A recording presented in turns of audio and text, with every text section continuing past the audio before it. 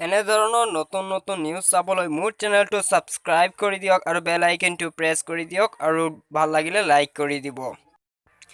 আজিৰ প্ৰথম গুৰুত্বপূৰ্ণ খবৰটো হৈছে গুৱাহাটীত কৰোনাৰ ভয়ংকৰ ৰূপ। এই পৰ্যন্ত কেৱল গুৱাহাটীতে ৯,৫৪৫ গৰাকীৰ দেহত কৰোনাৰ অৱস্থিতি।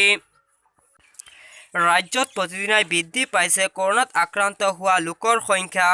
শুকুৰবাৰৰ দিনটোত ৰাজ্যত কৰোনাত আক্ৰান্ত হ'ল মুঠ ১,২১৮ গৰাকী লোক। ইয়াৰে ৫৭০ গৰাকী কেৱল গুৱাহাটী মহানগৰীৰে। গুৱাহাটীত এতিয়া কৰোনাই লৈছে ভয়ংকৰ ৰূপ।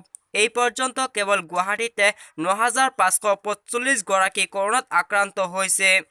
আনহাতে ৰাজ্যত এই পৰ্যন্ত ৫১ গৰাকী লোক কৰোনাত আক্ৰান্ত হৈ মৃত্যুমুখত পৰিছে। সুস্থ হৈ ঘৰলৈ উভতি আহিছে ১৪,১০৫ গৰাকী। এতিয়া চিকিৎসাধীন হৈ আছে ৭,৭০৫ গৰাকী লোকৰ। আৰু দ্বিতীয় গুৰুত্বপূৰ্ণ খবৰটো হৈছে পেঙৰাইত কুখ্যাত তেল চোৰক খেদি খেদি আটক কৰিলে তিনিচুকীয়া আৰক্ষীয়ে। যদি আপুনি এতিয়ালৈকে মোৰ চেনেলটো সাবস্ক্ৰাইব কৰা নাই তেতিয়াহ'লে সাবস্ক্ৰাইব কৰি দিয়ক আৰু বেল আইকনটো প্ৰেছ কৰি দিয়ক আৰু ভাল লাগিলে লাইক কৰি দিব।